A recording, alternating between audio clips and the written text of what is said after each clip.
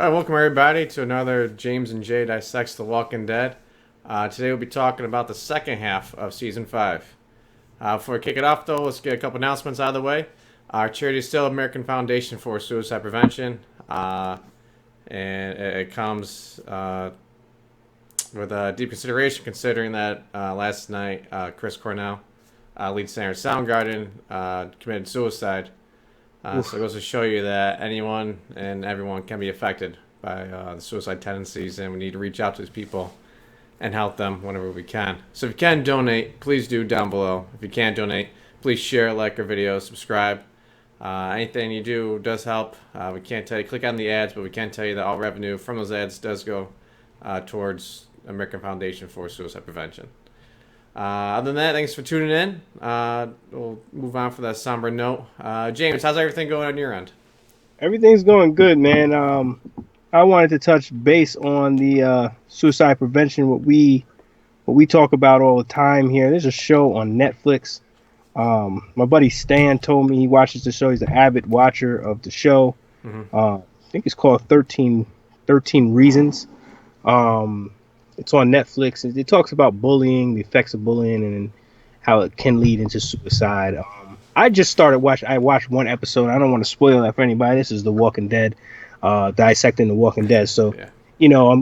I should get paid by Netflix and I should get paid by AMC because I always, promote other shows as well. But I don't get paid anything. So, but definitely it relates to what we're doing. It's personal for us with doing the donations to the suicide prevention. So, we do this because we love the show, and of course, because suicide does touch so many of us, and it can happen to anybody. People with these tendencies do need to be, reached out to. At least, this can help give avenues to those people who have those feelings, and maybe we can prevent that. Life is precious. So, like Morgan would say. You don't know what a person is thinking. So definitely donate it if you can. I mean, we can't tell you to donate, but donate if you can. It's a great cause, man, and it's close to both of us. So check out 13 Reasons on Netflix. Thank you, Stan, for that. He has looked at our charity and whatnot, and he suggested people watch that as well because it's in relation to what we are donating to. But other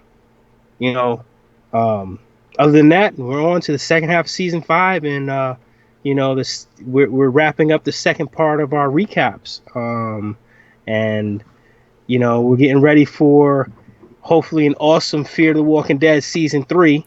Yeah, there's a lot of hype buzzing about it, so I'm hopeful. Yeah, I mean, I'm hearing a lot of good things. I'm hearing that the show writing, they hired a couple of new writers, and Kirkman has also put his 2 cents more so into Fear the Walking Dead.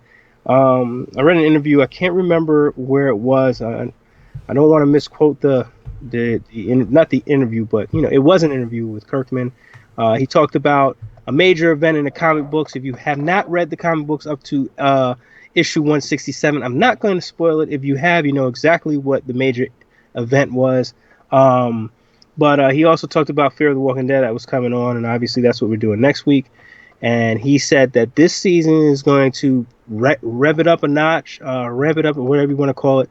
And he said he took in what the fans were saying about the show from season 1 and parts of season 2, and you could start to see the show taking a new direction. And he said, he looks back and he's cognizant of what the fans are saying. Even though it seems like he just does whatever he wants, which he does. It's his baby, but the fans are what makes the comic book so great and the show so great. So these guys are taking the criticism, and they're trying to put a better product out there, because it is, you're putting that Walking Dead label on anything in this universe, and it's, as I always say, it's such a cash cow. You don't want to lose that. So yeah. So he's obviously taking in consideration a lot of the criticism, and already hearing different things, different reports about the filming for season 8, and then also season 3 premiere is supposed to be humongous. So obviously they looked at season 7, they looked at the slow Fear of the Walking Dead season and a half, first season and a half of season 2, and they decided, hey, look, we can tell a story in a better way. But anyways, second half of season 5, Jay. Yep. Actually, just to touch on that real quick, there's actually been a lot of backlash to the actors where they're leaving social media. You have like Alana Masterson and Yes.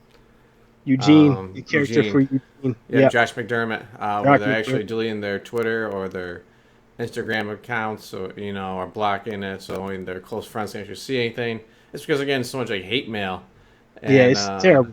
Yeah, You gotta separate. Yeah, you can be critical, but Yeah. I mean, don't attack them personally. Don't say you wish Yeah. her death or anything like that. And that's very disappointing to me because they knocked it dead with Eugene's character, and I think Josh McDermott is brilliant. I think he's done a great job with Eugene. I mean, I didn't like Andrea's character, but I didn't go to Laurie Holden's Twitter page or Facebook and absolutely ream her for having, for not being the Laurie in the comic or being, almost killing Daryl. I think people can't separate fiction from reality sometimes, and it's sad because it's like it's a TV show. Yeah. You know what I'm saying? Yeah, and if you're the one who's out there like overreacting and wishing these, atrocities on his people, take a step back and maybe get some help or something, because that's not right, man. Grab a Bible or something, man. You need somebody. Jesus. Right? It's unfortunate. These are good people. They're just doing their job. They're just reading the lines they're given. Acting out the characters that they're told to act out. And I mean, James and I, we tell you what we don't like. Yeah. But we're not going to say, man, I hope the writer's room catches on fire and they all die. No, they're humans. Right. They have all the right intentions. It just doesn't meet our expectations sometimes. So Yeah, it's just sad that they even have to go through that, and it was even worse. I think it was worse. For Eugene, yeah, getting the death threats is bad, but Tara got a whole bunch of threats, and then she got fat shamed. She's a baby. Jesus. She just had a baby, and people were knocking her for having, being a little bit, not having lost all of her baby weight. And people were fat shaming her, and it's pretty sad. One thing I don't want to happen in The Walking Dead, I know people complain about the show a lot. I don't want them to discontinue the show, and I don't want these characters to quit, because when you start replacing characters, with other celebrities, it gets weird. I mean, a good example of it was Fresh Prince of Bel-Air when they replaced Aunt Viv.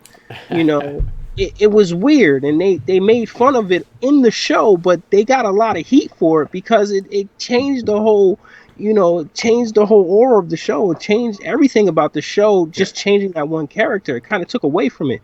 So if those unruly fans run Josh McDermott out of show business, and he says, I fear for my life, or I don't want to do this because people can't separate television from reality, and you replace him with an asshole, it's almost like you're taking away from it. Like, what would you come on, or you seriously? write off his character. I could see that happening too. Like Andrew's character, or Dale, where it's like, I don't want to work here. They're not going to try to fit in a new character or a new actor for him. That'll ruin the story, and then it'll make the show worse. But I'm sure none of the people that I have watching the show are doing any of this shit. So I'm not even going to subject my my dedicated listeners and our dedicated listeners to this show. So to this crap that we hear online. So that was a good point to make, though, Jay, because we've been alluding from that for a couple of weeks, but that's a good point to make. So but the show must go on for us. Yes. Yep. And we have thick skin. If you hate us, leave it in the comments. We could take it. Yeah. I try to keep a constructive criticism. If you just want to be a douchebag, just write on a piece of paper and read it to yourself, because no one really cares about that crap. Yeah, that's true too. Yeah. You know what? I invite douchebaggery. Something. I'm more conflict. I'm I'm more of a troublemaker than Jay is, I guess you could say. So, But no, you're not gonna hurt our feelings. I've heard the worst, so okay, I'll go for it. All right, well, let's talk about some Walking Dead here. All right. got it. Season So, 5, and yes.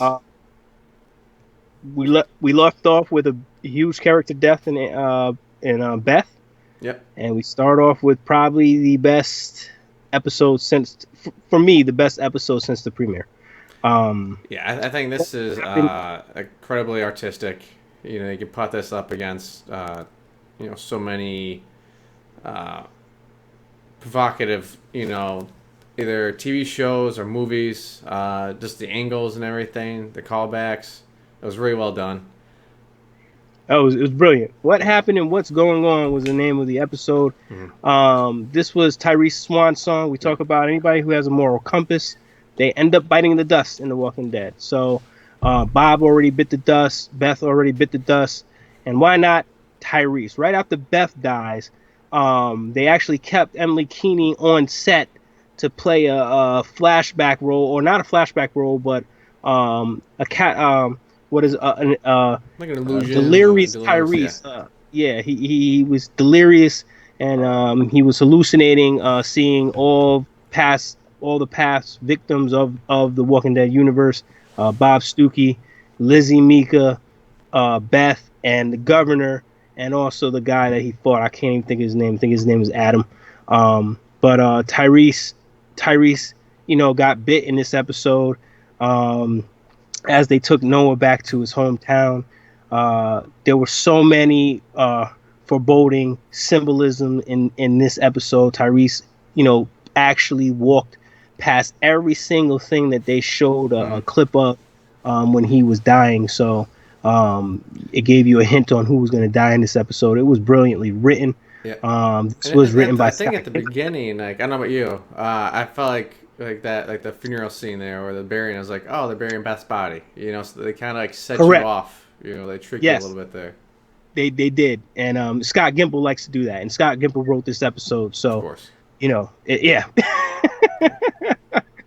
I give it a 10 out of 10. I love this episode. I love how they went back to Noah's community, almost like starting his story, starting to attach you to Noah a little bit, almost like Noah is completing the mission that Beth should have completed for him. This is why I think that if they would have killed Noah in the hospital instead of Beth, it would have been even better, because Beth would have taken the group to this place, and it would have been a little bit. I think it would have been a little bit more received by the audience. But going into Noah's hometown, there was a concern that there was a thought that maybe there would be survivors in this walled-in gated community. And going into it, it was Wiltshire. This was his home, and as they made it there, they found that it was overran. But they noticed that it wasn't just overran by walkers; it was overran by humans. And they started to give you a hint of the next not big enemy, but the next protagonist in the show. And they also gave you a foreshadowing of Glenn's future, and his path, with different symbolisms there. Noah's mother's head was bashed in.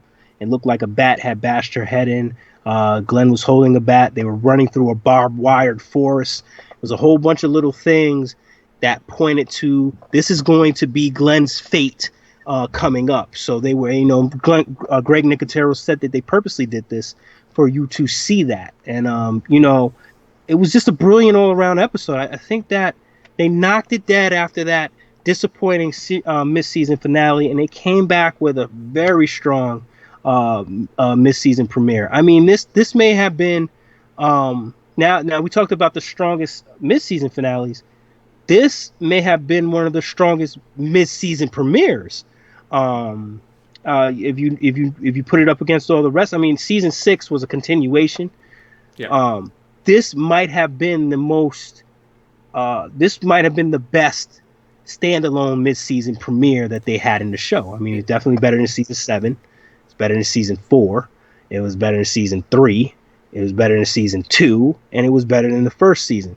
So season 5 had the best season premiere, in my opinion. other than season 7, and it had the best mid-season premiere, which is fantastic. And and it showed with over 15.5 million viewers. This was huge, and it had everything. Like Jay said, it had symbolism. It had flashbacks. It had hallucination of Tyrese. It had Rick using his English accent as the radio host. I mean, they went all out. Went all out. They had the foreshadowing of a future enemy. They had the foreshadowing of a future death. It was awesome. And it also started up the story of not just Maggie grieving, but it started Sasha down this darker path that she was on. It was just incredible. It made you feel for the characters. And you really, even though Tyrese wasn't built up like he was in the comic book, in my opinion, it made you feel bad for him. It made you feel like you lost a good guy here. And then it's incredible. But as far as like storyline goes, that's it's common for like a character's arc, to form an arc, you have to come to an end, and then once you reach that ending, where are you gonna go from there? But I love the episode. Only thing I would have changed was probably when he got bit. Have that be. I think we talked about this. Where he looked at the walker, the child walker, he got confused. Where he saw it as like the boy from the picture, but by the time he figured out it's a walker, it's too late and it's already biting him. Versus like him staring at the wall and just being complacent for a second. I agree, and I think even it would have been just like Jay said, and him looking at the dead twin on the bed, maybe like what the fuck is going on, because him not noticing it, it can take you off guard, but still overall, I mean, it was still a great episode. Again, it made you feel bad for Noah, and it started to attach the audience to Noah, which was a good thing. They needed to do that because they took away Beth, and I think taking away Beth was the jump the shark moment. Giving us Noah was kind of like, okay, we fucked up here. And then what they didn't do is they didn't give Noah's entire backstory. We get it. That's his mom who was dead on the ground. That's his brothers there. The twins, we can piece it together. We don't need to do a full episode flashback of Noah before this. We can tell what's going on here. I talked about this with one of my buddies. We're gonna start calling it a Jossum moment. It's called Jay's Oceanside moment. So whenever you hear us say Jossum, it refers to Jay's anger toward Oceanside. And if we ever use the term Jossum, it's It's just a detour where it just didn't need one, Exactly, and this was not a Jossum moment, but this is what Jay is talking about. He wants to see in the show, and this is what everybody wants to see. Short burst of information that allows the viewer to use their mind and put the pieces together without long, drawn-out episodes. Actually doing the reverse, making the person forget about it because it's too much information. You need to let the viewers use their imagination sometime. And I think that's what bothers a lot of people about what they did in season 7. But what they did here was brilliant. You knew that was Noah's mom and his twin brothers. You knew his father was just like Tyrese's dad. You did not need an episode about it. So. Yeah. There you go. Brilliant episode. Obviously, you lose Tyrese. He gets bitten. I liked all the characters coming back. David Morrissey loves coming back to the show. Emily Keeney was still there. They still had her there filming because that was the same day they filmed her death scene. I was glad to bring back Lizzie and Mika. You could tell that they got a little bit older. They were bigger. And Bob Stuckey, Seth Gillum. It's just I liked them bringing these guys back. I really do, and I appreciate that these people are still attached to the universe. This was my second favorite episode of the season and my favorite mid-season premiere. So we go from that to them. Another slow episode. Yeah. But it gave you another comic book moment. Rick giving you that comic book speech there. And it also showed you the desperation the group was in. And it tied you into what Gareth said to Rick back in Four Walls and a Roof, where Gareth said, "You've never been hungry. this showed you what it was like when you're at the end of you're at desperation time. You got Daryl eating worms. You got Maggie. She's dehydrated. Her lips are cracked. She's emotional wreck. You got Sasha, an emotional wreck. They're killing dogs and eating them. It's the tough. survival at its deepest moment, darkest moment. And they give you a comic book quote here. I liked it. They introduced us to Aaron. It was a solid episode. It wasn't like I hated it. I liked it because it showed the group at their wits' end. Yeah, and I think the show, sometimes will explore on this the starvation, or dehydration. Yep. I mean that you don't know who you are until you haven't eaten anything. I mean, I don't think you guys would like me. I'd probably turn into the governor if I don't eat anything for like 5 hours. Much less like 2 days. Forget about it. I'll be the worst person. You don't want to hang out with me. And that's what Aaron appreciated, is that they didn't turn on each other. Yes. And here goes a big kicker here that people may not have noticed about this episode. It was a way of the survivors to let themselves grieve and get over it, and the rain was symbolic of cleansing.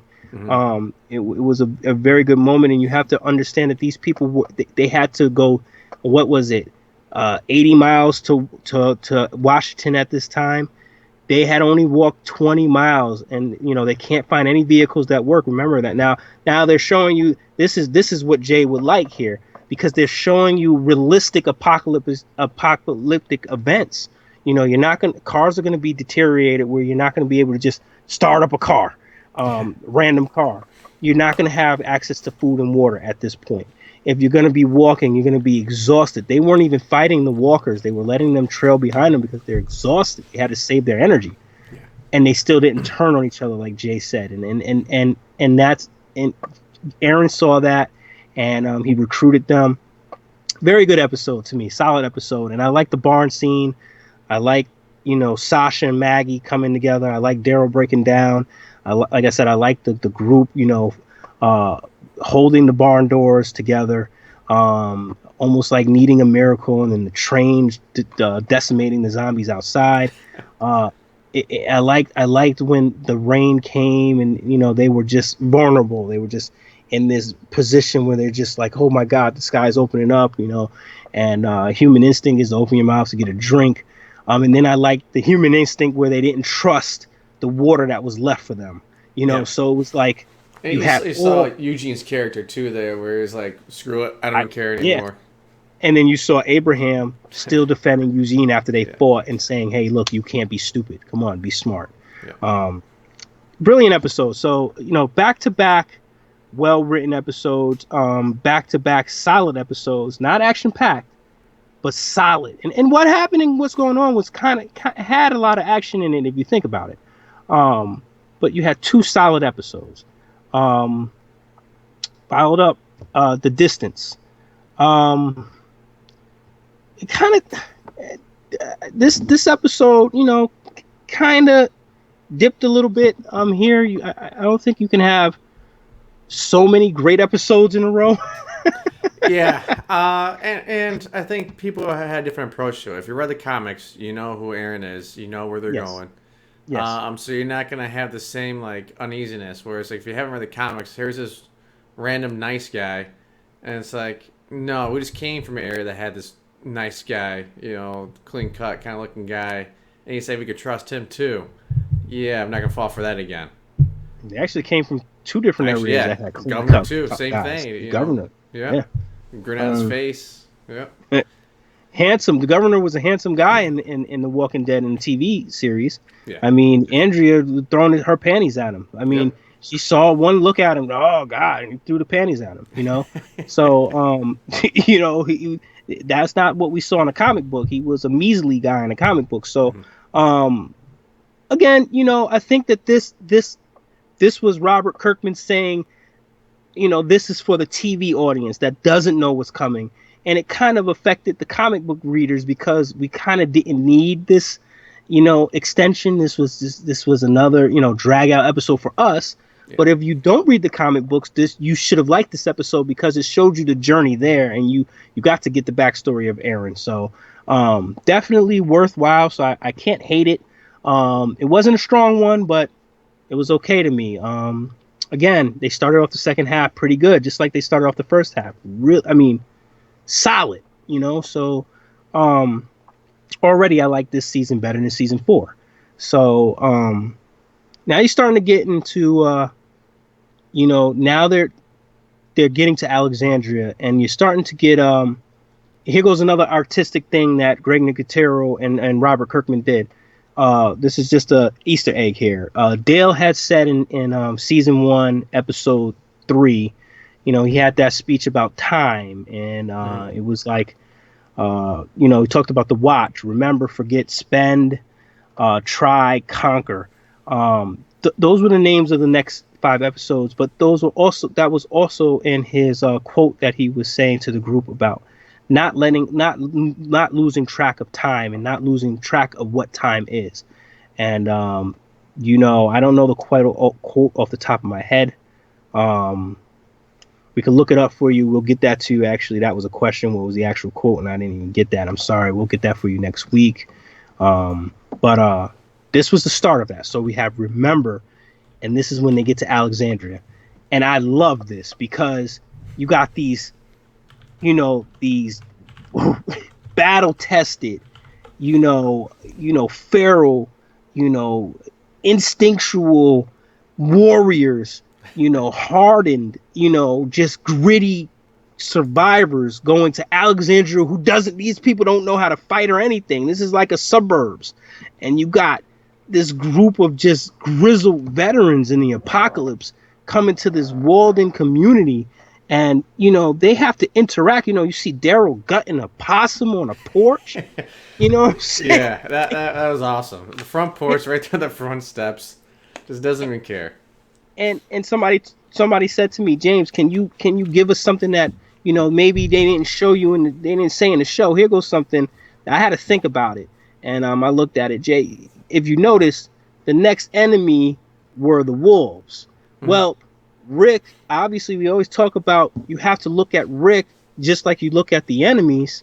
Well, Rick's group resembled a pack of wolves, rabid wolves coming into Alexandria. They're killing, they're hunting things, they're killing creatures, they're kind of blood hungry in a way, and they also sleep in a pack like wolves. They don't use 2 houses and use separate rooms. They all sleep together like a pack of wolves.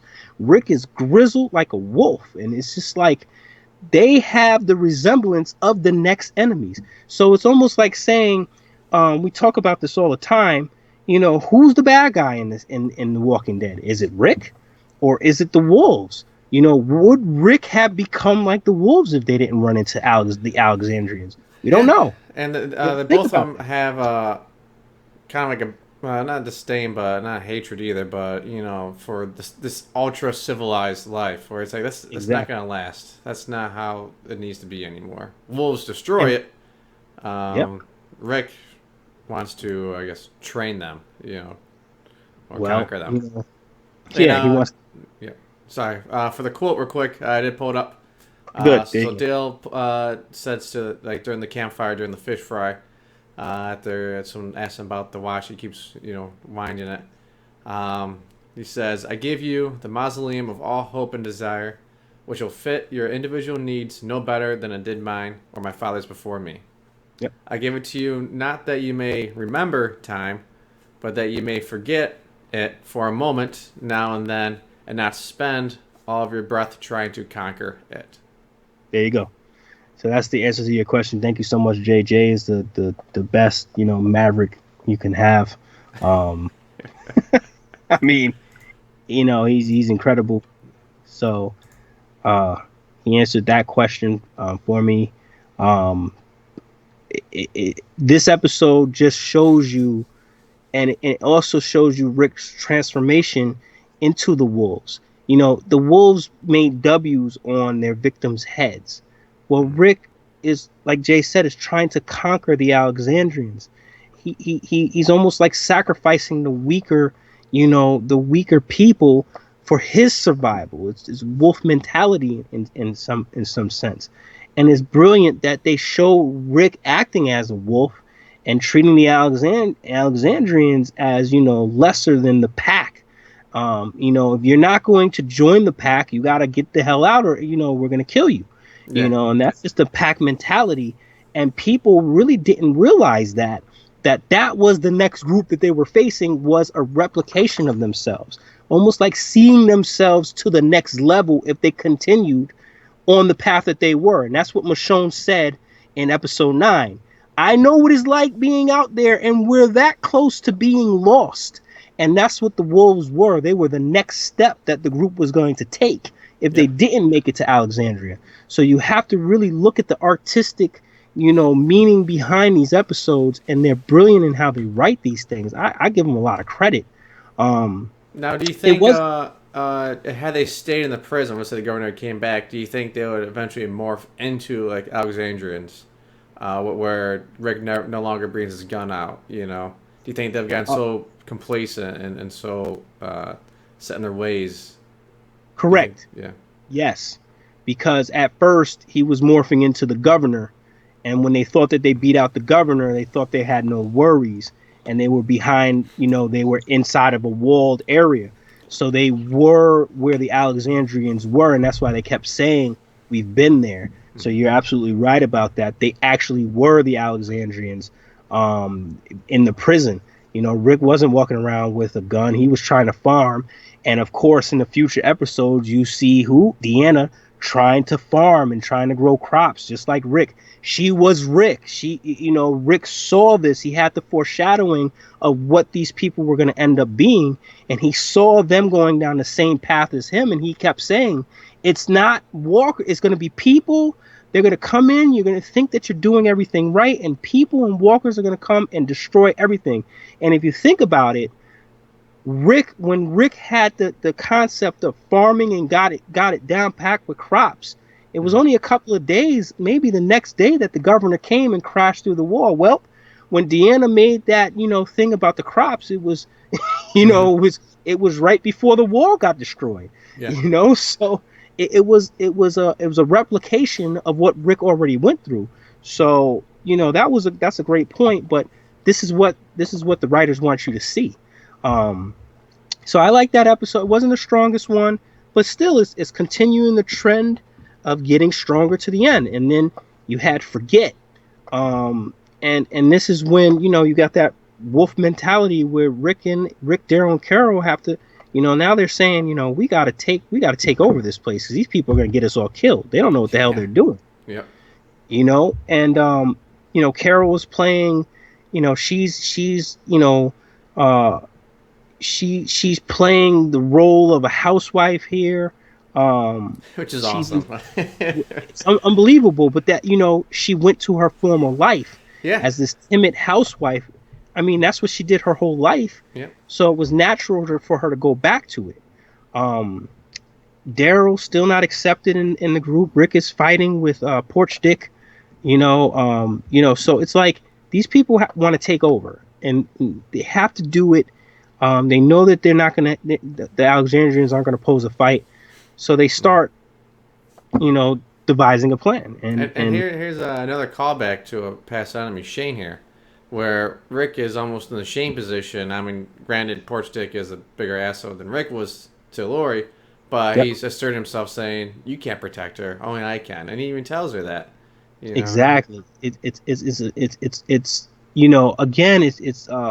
Robert Kirkman doesn't want you to always assume that Rick is a good guy. He wants you to realize the situation is a zombie apocalypse. Mm-hmm. He wants you to understand that things become more primitive, and the laws of nature take more effect than the laws of humanity and society. You basically have to go back to square one, and in the wild with animals, nobody cares. I mean, it's the strongest lion takes the mate. And Rick has that Shane moment here. It's just a callback, and it's just, we don't want them to be like us, but we also don't realize we're being like the people that we're fighting against. You know what I'm saying? It's a big mismatch of brilliance, and you know, again, it made these episodes make you think, even though they look slow, and you're saying, oh yeah, yeah. It was another episode that made you say, wow, here comes another big storyline coming. Here goes another comic book moment coming. Yep. Here goes, here goes the rising of another action-packed episode, and then that's what we get. And I love the dinner scene with Sasha, where the girls, like one lady's like trying to ask her, like, "Well, what's your favorite meal? I'll cook it for you." And then she just like freaks out. It's like, "This is what you worry about?" Yep. It's definitely a real issue nowadays with PTSD, where it's tough to come like from being a wolf out there in the woods to come back into civilized life. She just lost two of her closest people to her. And it's kind of reminded me of a Hurt Locker scene, which I hated that movie. But one of the last scenes, I did get it right, where the guy's shopping, grocery shopping. He's looking at cereal, and he's just like looking at like what choice to make for it, and he's just like almost overwhelmed. Like this is so dumb. This doesn't matter. Like in the long run, the importance of what cereal I get doesn't matter. It's just as much like the choice of meal that you're gonna cook for me. That's not what you stress about out here. It's life or death. That's what you guys should be talking about. Yeah. And, and another brilliant thing here, Sasha, is having the PTSD moment here, but she is not at that next step that the wolves were at. So you have to look at the wolves and say, did they have these moments and not be able to come? You know what I'm saying? So you look at the wolves, maybe they were like Sasha. Maybe they lost a whole bunch of people just like Sasha, but they didn't find Alexandria. They just found more of the wilderness. Aaron didn't find them. You have to remember, Aaron found this group and brought them to civilization. If Aaron wasn't there, would the group have found civilization, or were they continuously having to keep revert to killing feral dogs, to, possibly even eating people? I mean, they were going down that path, and they were creative, just like the wolves. They were innovative. So maybe they would as like human weapons or walker weapons. The wolves were the continuation of them if they didn't find Aaron, in my opinion. So Sasha's PTSD moment, that was because she was reintroduced to society where the wolves never was. So if Sasha wasn't reintroduced, she would never have that moment. She would just keep being instinctual and primitive. Another brilliant, these guys are just incredible writers. This whole second half of the season, it touched me where it just made me appreciate how great the writing was. And I loved it. The episodes may seem slow, but they had a point to them. Where season 7, they didn't have a point to them. This continued the story. It drew your attention and it made you think. The real viewers that understand what I'm saying, they thought about every little thing that they were trying to show you, and it just made perfect sense, and you knew it was building up. And of course, the conflict between Rick and Pete, who was the porch dick, was incredible, because that's what it was in the comic book. But you also had a conflict with Aiden and the group. Aiden was a survivor, and then we're getting to Spend. This was deemed the bloodiest episode of the season. So, Aiden was the type of guy who just was an arrogant asshole who didn't know his left nut from his right. But he had this, he wanted everybody to think that he was the big dog. Because what he would do was he would go out with Nicholas, and they would get everybody killed, and they would come back and make up these war hero stories. Well, when they actually go out with the survivors learn that they're not shit, and they don't know how to survive. Yeah, so, they're more of a danger. Exactly, they're more of a threat to their survival. So, you get into this episode, Spend, and it just shows you the stupidity and the, not even stupidity, the ignorance of surviving that Aiden and Nicholas had, and it cost Noah his life in one of the most gruesome deaths of the series. And it was, you know, it was another. It was the to me, it was another great episode. It had action.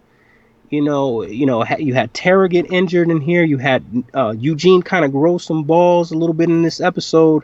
Um, you had the confrontation between Rick and Pete, just like you had in the comic books. They go crashing through the window. Rick is standing out. He's going crazy in the middle of town.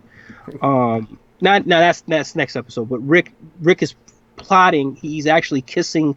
He's kissing Jesse in this episode. So he's kind of like he's trying to move in on Pete's territory here. Oh yeah. So, then he finds out that Pete is abusing his wife. So it's just like, that's starting off another storyline, but it ends Noah's story, and it really makes you mad because you started to grow attached to Noah. He didn't do anything wrong. He was a good kid. So yeah, but he started talking about the future, and he started early in the beginning of the episode. He started talking about the goddamn future and trying to be an architect, and it's the end of that. He died. So another good episode, and it leads to Try. The after effects here. It shows Deanna and Rick blaming each other for Noah and Aiden's death. Rick is blaming Deanna's group for Noah's death. Deanna's blaming Rick groups for Aiden's death because of what Nicholas is telling them. Then you have Father Gabriel stabbing the group in the back. It was a good pendulum episode, man, and it ended with Rick and Pete fighting, giving you that comic book moment, and then Michonne knocking Rick out for his own good. It was just a great pendulum episode. I think every single episode of the second half, even though some of them weren't as solid as episode 9 or episode 14, they were all good. They were very solid, very good episodes, and they made up for that terrible hospital story. So. Yeah, and the hospital is Oceanside. Is this? Yes. Yeah. It's a Jossum.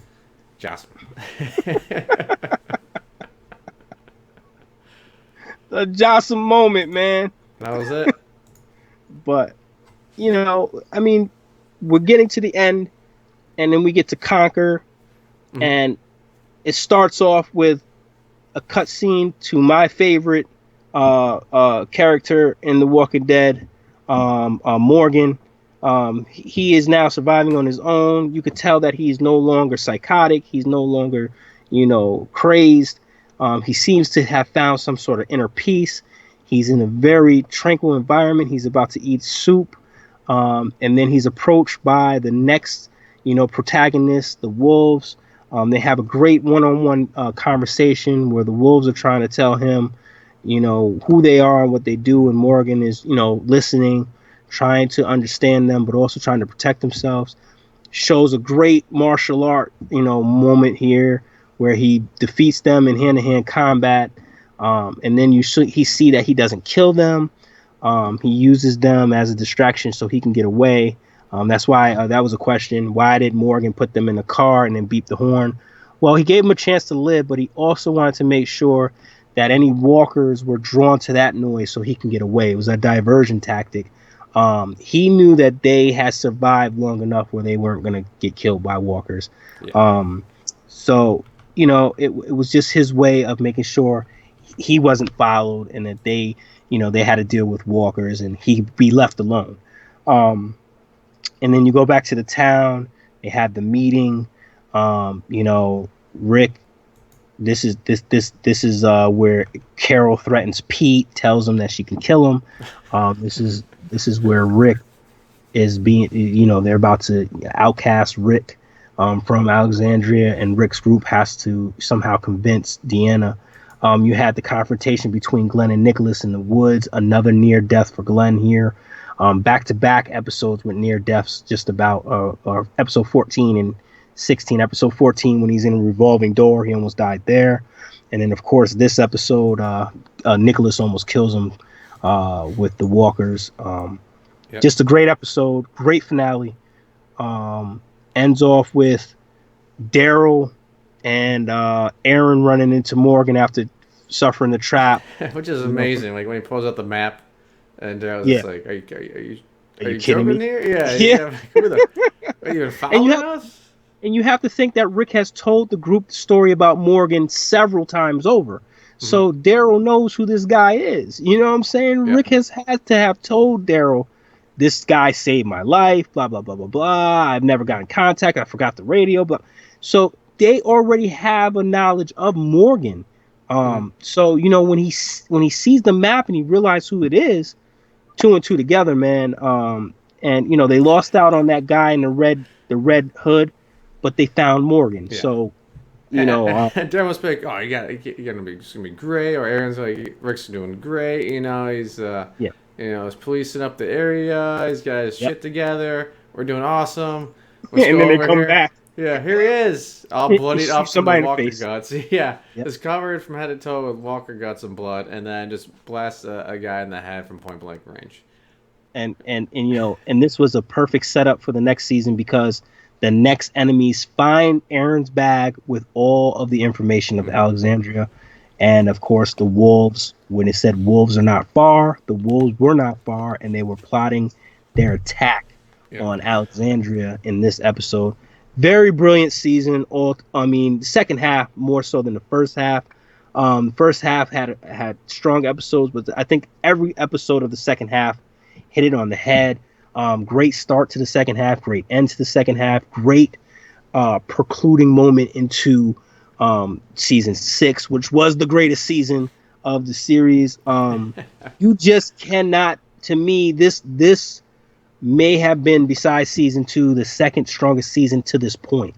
And it rebounded from a weak season 3 and a weak season 4. Hmm. This rebounded very nicely. So that's what gives me hope for season 8, is that they can have a down season, but they can put something together where they give you a hell of a season afterwards. So very good season to me, man. What do you think, Jay? Yeah, I like the breadcrumbs of the Wolves. You kept questioning every time you see a W, like, all right, who are these guys? We're going to find out sooner, rather than later. And then if you know the comics, there's another group begins with a W. That we'll eventually see, I think, in the show. Is it Yes. them? Because they love hanging out with the walkers. Is it them? Are they marking them somehow? Like, why are they marking them? Yes. I thought it was great. Yeah. And I know, like we always talk about like loose ends and everything. This wasn't really introducing them into the very last minute. It was teasing us, and I like that. Like let us question it without them being so like on the nose about it, like who these people were. Yeah. I love seeing them struggle out there to survive. That's such a interesting part that boring to like actually show it. No one wants to watch someone starve or anything like that, but to actually see how they change and how it just drains your mental capacity. Yeah. And that's the dynamic of the survivors versus Alexandrians, and who like some of the Alexandrians thinking like they're tough, and then like the survivors like you have no idea. You have no idea. Like with Tobin, bailing out on the one girl, then Abraham coming like, are you guys kidding me? Construction site. Yep. Yeah, we gotta save her ass. Exactly. And Abraham single-handedly saved her. Yeah. None of the Alexandrians helped him, and he fought off a mini herd of walkers, and it just showed you how battle tested these guys were, and how raw they were. Just showing you the constant, hope that they had from the earlier seasons to the drop, to the rise in hope, to the drop, and just the moments where you think everything is good, and just to knock them on their asses.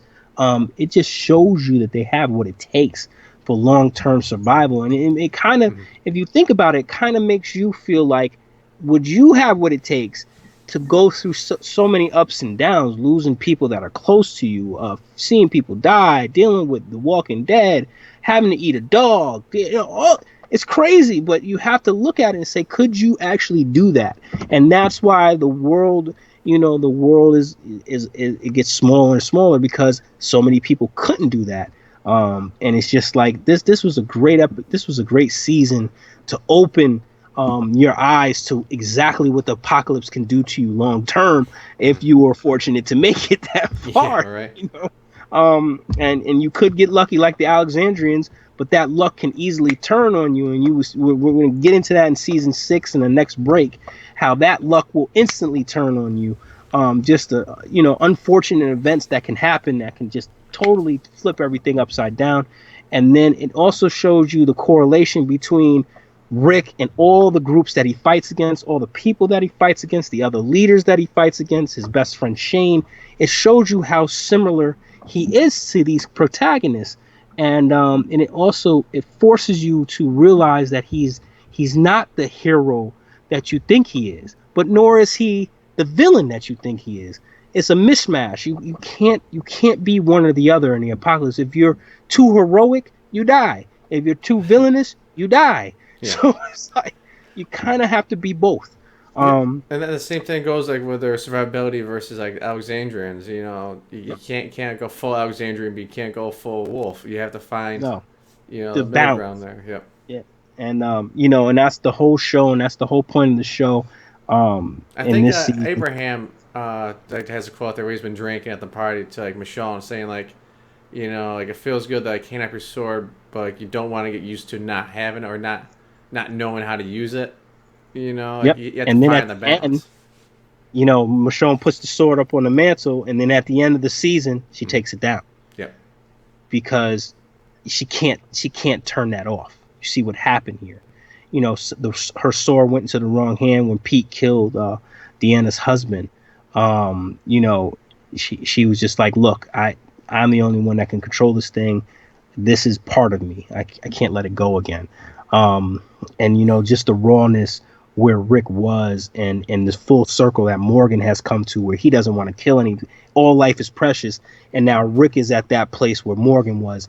Every role is reversed. And the point of the show is, can they get here? And when you see season 7 at the end of it, they ended up getting here.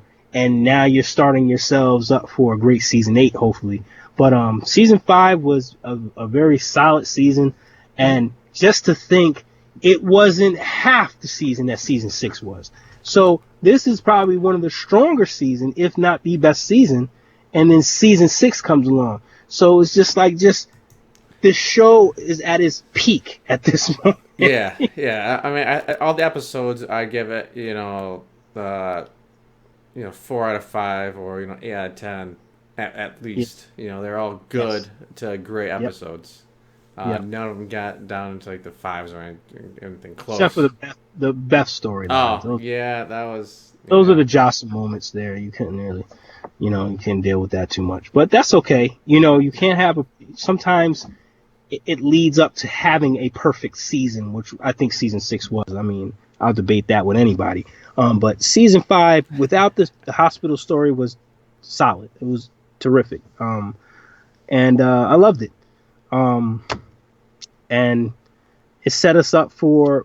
I remember saying it's gonna get good because they're gonna have to introduce Negan soon. I remember us talking about it, like they were kind of foreshadowing Glenn dying and getting his head bashed in. We were like, Negan has to be coming up, So now we're anticipating not just the wolves, but now we're anticipating the saviors as well.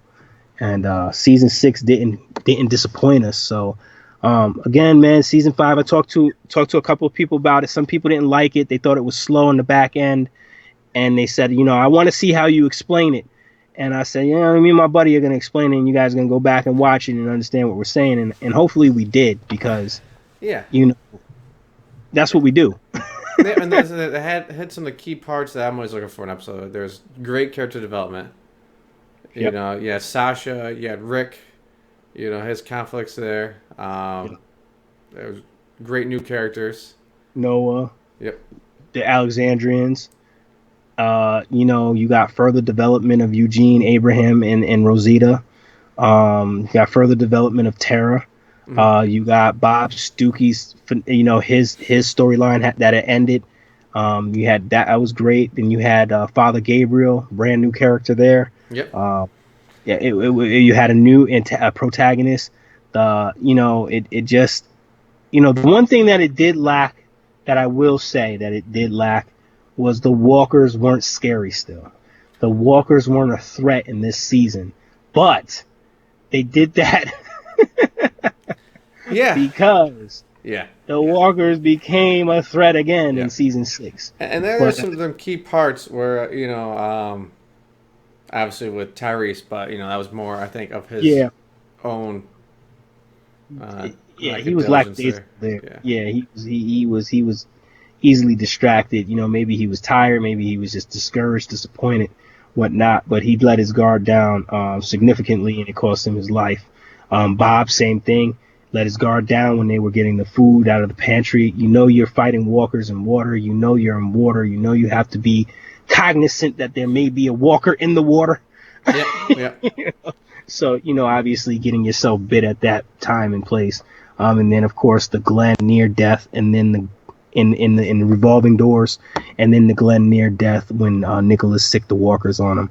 You did have those moments where walkers were a pain in the ass, but they still weren't as big as a threat as they were Yeah. in like season 6, where they were a constant. Season 4, constant, just thorn in your side threat. Like, you can't turn around. Either they're gonna get you sick, or in season 6 they're just gonna be massive amounts of them. Yeah. It's constant threats. And I think that was a good middle ground for season 5, where you started to introduce, you are your own worst enemy, people are your own worst enemy, what I'm saying? So it was a kind of a good switch on and off. But I can't wait. I hope season 8 brings back the walkers, because that's what the show's about. Yeah. We'll figure that out, but I don't know. I think it's going to be more human versus human, unfortunately. I mean, they might be using the walkers as tools, Yeah. but, I mean, like with the scene, like when they're all weak and they're walking away and then they throw the walkers over the edge. Yep. Like I get that. It shows that they're stronger now than they were before, but at the same Yep. time, it marginalizes the threat of a walker now. Correct. Rick and Michonne taking out 30 or so in the circus. Even Daryl being inside of the funeral home there, where he's just almost toying with them with the cart, and then ducking away and then killing a couple on the way out. It's makes good for good action television, but at the same time, it's like, not really. That won't happen. Sacrifice more people, Like maybe at the 3 that came in, like when Rick was, heading to the trial pit there, have it kill at least like a dog or a random Alexandrian, saying like, hey, yeah, these guys are dangerous. Look, someone let them in. Someone died because of that. Correct. I agree. I think that they could have made that. Like I said, that's the only flaw I think of this season, other than the hospital storyline, was that they didn't really have the walkers. It's too much of a threat here. But you can't again, if you're gonna have a perfect season, you can have two. I don't think you can. The perfect season was season 6, so it's like you're building up to that, and that's a good thing to see when how they built up to it. So, definitely, man. I rewatched the last 4 episodes last night, not being able to sleep because it was 1,000 degrees in Albany. I went to 2 of my daughter's softball games. One was about 2 weeks ago. It was 37 degrees outside at 6 o'clock at night, and people were in blankets and pissed off that the game is going so long. And then last night it was 97 degrees, and people are stripping out of their clothes, and the girls are dumping water on each other and stuff because there just is excruciating heat. The home dugout in the Asia played a home game. The home dugout is directly under the sun. The visitors are in the shade, and everybody was just melting. So, that sounds like fun. I got to watch a couple of episodes because it was just uncomfortable as hell last night. Kelsey and I, we start them from scratch. You know, we Yeah, watch the entire season through, take some notes. It's yep, fun, and it's fun going back to it. And just like she didn't really like what happened and what's going on. Not that she didn't like it, but it's just that it's so emotionally draining. You yes, know that it's tough to rewatch it sometimes. Um, yes. but it was such that's how well done it was. You know, we still get choked up over it. That was a great death. I Oh mean, you look yeah. at the characters' deaths in this season. You had the great death with Bob. I think Mm-hmm. that was a great death. Mm-hmm. He took on Dale's comic book death. He got his leg bitten, he got his leg eaten, and then he's succumbing to the walker bite. He gets his leg eaten, and then he gets put down. He's surrounded by people that love him. He gets put down. That's a great death. Beth's death, terrible death. I take it back. It was not a good death, but they did kill off a big character. Mm-hmm. They weren't scared to do that. Um, Tyrese's death, brilliant, artistic. It hit you in your gut. And that was a good death there.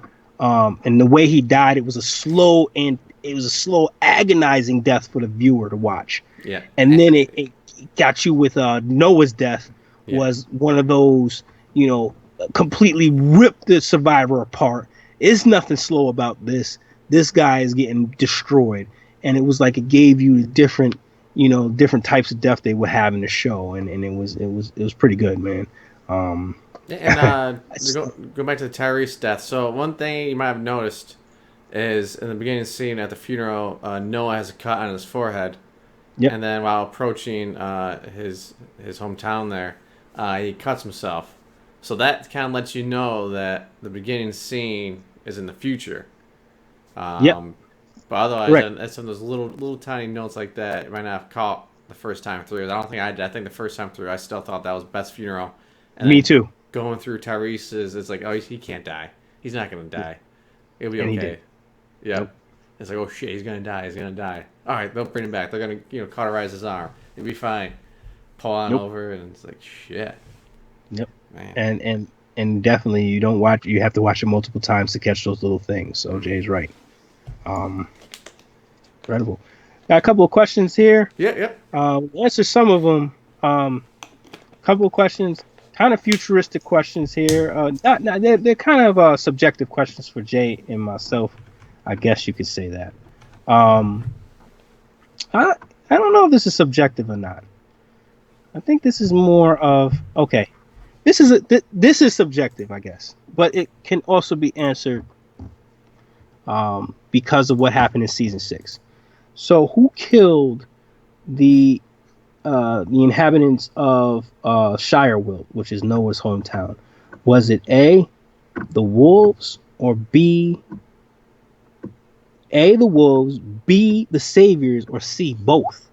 That is a great question because it had elements of both groups, but the answer is going to be A.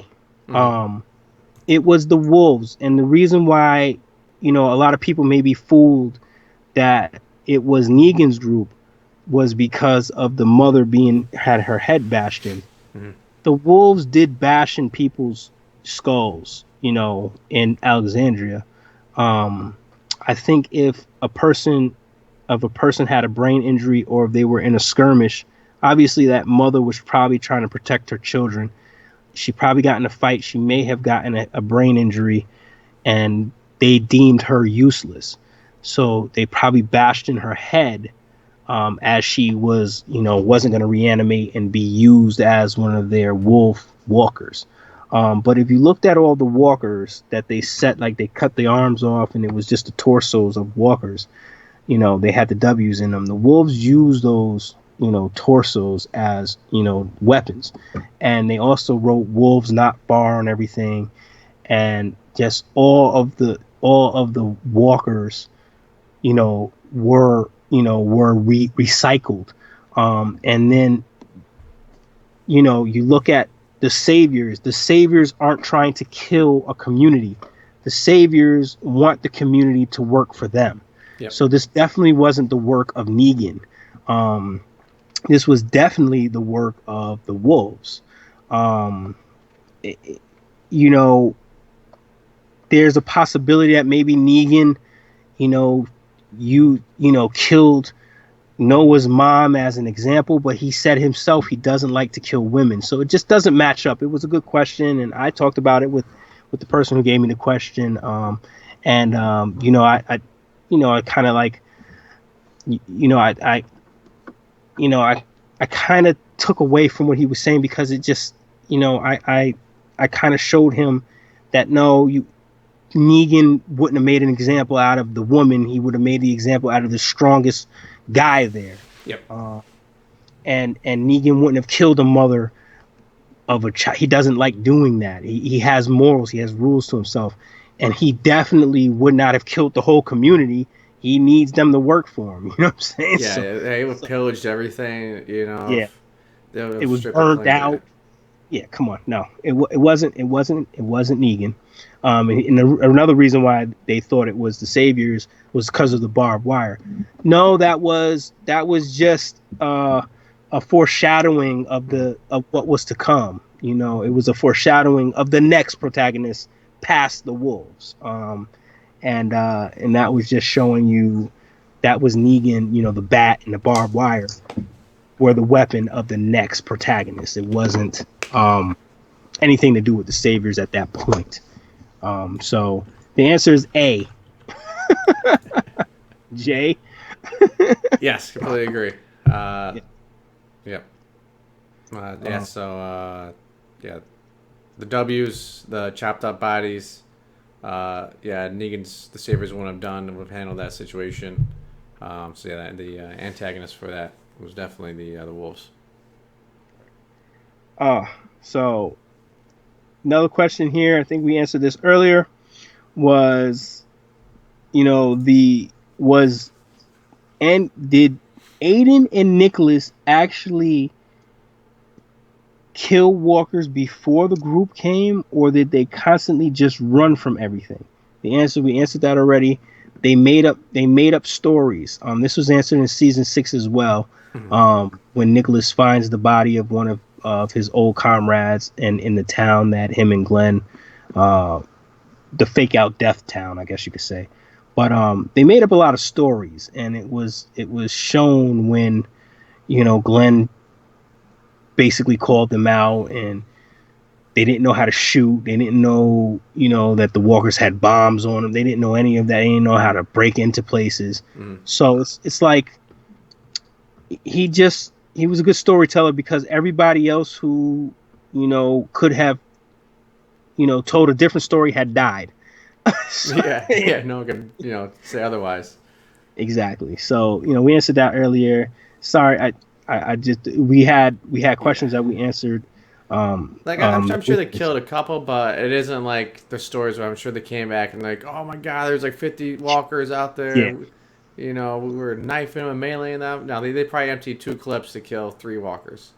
Yeah, and they exactly, and I think that Jay's right here. I think that they have killed walkers, but I think that I think it took so much to kill one walker, and by doing so, it got a lot of people killed in turn, and that's another reason why they had the count of weapons, because they couldn't go through. They knew if they took a weapon out, they were going to go through bullets like crazy, and they also knew that they weren't going to. They always had their guns, and they gave the new people knives, and it should be the opposite. The new people should have guns, and your most experienced fighters should have knives, because they should know that they don't need to use guns with small groups of walkers. So you obviously see the inexperience there as well.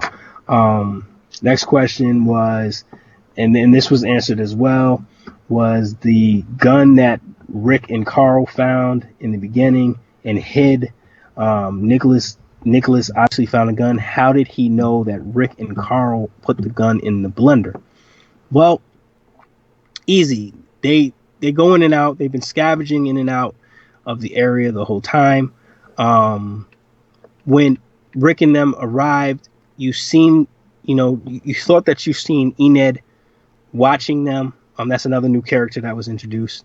You thought that you saw Enid watching, and in reality, it was Nick, watching what was going on, because they had just came back from a run themselves.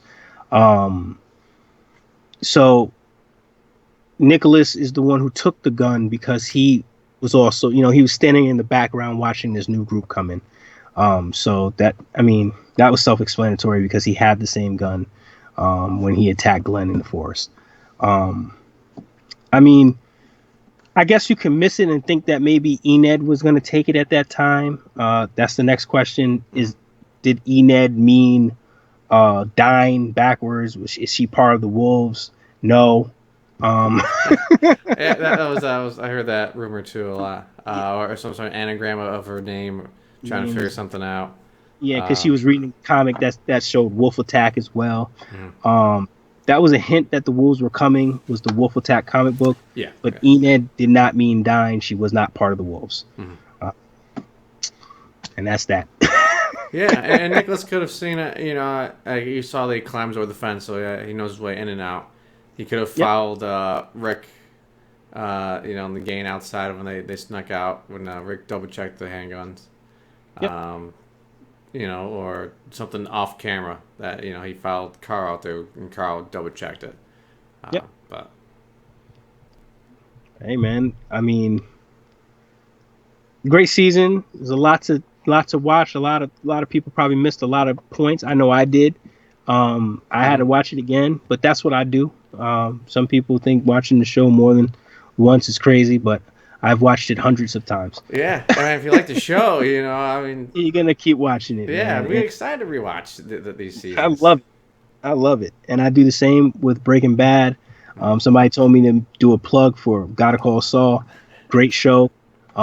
If you don't watch it on Mondays, I encourage you all to watch it. I wish AMC would pay me for giving these plugs for their shows, but again, they don't.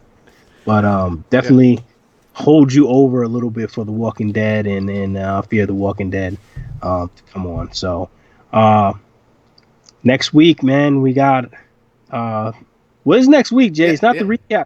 No, not Is it the yet. recap? We're gonna No. do the top five next week, Okay. and with the What? voting in, we'll be doing top five zombie movies. Okay. So Mhm. is it going to be top five for both of us or top five each? Are we going to have I'm, our I'm own sure we'll top have some five list? crossovers, but I think we'll do top five each, Okay. or we could combine the list too and kind of see like where can join us. We'll talk about it. We'll figure out with it, but there'll definitely be a top five, uh, and I'm sure we'll throw in some bonus not top five ones Okay. in there too. I know it's going to be number one on both lists. But I mean, James has seen more zombie movies than. Well, I'm gonna give you guys a little treat here. So without me unplugging my goddamn computer, so I don't know if you guys are gonna be able to see this. So let me move my stuff over here. Let's see. Let's see if we can maneuver this. Jay, can you see the movies? Yep. Okay, so the top row. It's dusty because nobody watches DVDs anymore, so part of my dust. But the top row, and then down below here is another row, and then of course my table blocks off the third row. This is all zombie movies. This whole card. These are the best of the best up here, man. This is where all the fun starts. Um, and I unfortunately stopped collecting zombie movies when they had on demand and stuff like that. But this was a big thing I did for a long time. And then I have VHS tapes somewhere in Go the old house. school. Oh my god! But that's a little treat. I told a couple of people I would show it. So you know, this is gonna be fun for me because it's gonna actually challenge me to figure out my top five for real. Um, Yep. Yep. um, so we'll see. We'll see, man. I can't wait for that. And then after that, we'll do Fear the Walking Dead. I can't wait for that either. It's gonna be fun. It was a good job recapping seasons 4 and 5. The reason why we didn't do season 6 is because we kind of did the season 6 finale before this season, Mm. and it's such a great season. I think that we're gonna really go big with dissecting that one, and that's gonna be at the mid season. Actually, it's gonna. When are we gonna do season 6, Jay? After Fear the Walking Dead, We might or save that. Yeah, we might space them out here, maybe like every other week coming up. okay? figure out something to do, we can jump into Walking Dead comics. You can always go through those too. Okay. We'll figure something out for you guys. Make sure we keep our content up. But we still want to blitz everything and then end up with nothing. A couple months down the road. So, yes. Correct. Yeah. So we'll definitely do top 5 movies next week, and then once again Wednesdays, and then the following Wednesday will be recapping Fear the Walking Dead season 1, season 2, leading up to the premiere that Sunday. Season 3. So that'll be exciting. And then we'll figure it out what we're gonna do for the mid break between I guess how long is mid break for Fair? I don't know. We'll figure that out too. But I'm sure we have a couple weeks. It's more than enough time for us to do something. I think it's like 4 to 6 weeks, man. Because it's like June, July, and then it's like end of August. I think it's June into July. The first week of July is the first half of season 1. We'll figure something out. I mean, there's also some zombie games we can play. We can play 7 Days to Die. You guys can watch us stream and try to survive an actual video game, zombie apocalypse. 7 Days to Die is probably the greatest game that I've played because it's just pure survival. It's almost like, if you play online with other people, it could be like The Walking Dead. If you play by yourself, it's pure survival. You have to build your own. You have to build your own house. You can add on to a house that you find in the apocalypse. You constantly have to defend yourself. You constantly have to feed yourself. You constantly have to quench your thirst. You constantly have to hunt. You constantly have to evade walkers. Nighttime comes, they get strong. It's just incredible. That's for the gamers. Again, my daughter she told me about it, and this is the game that me and her play together. She said, "Dad, it's like Minecraft, but for like adults and with zombies." And that's all she had to. She didn't even have to say Minecraft. She just had to say zombies, and I was on it. So we'll see about that, and there's a few other ones we can probably pop in there too.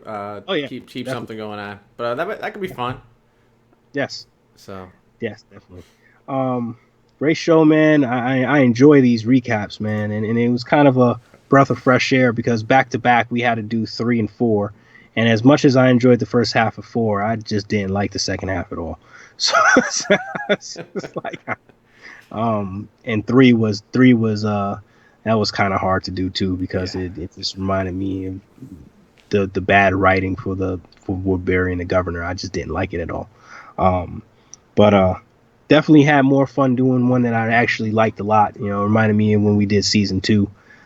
So definitely, guys, stay tuned. And check out Jay's website again.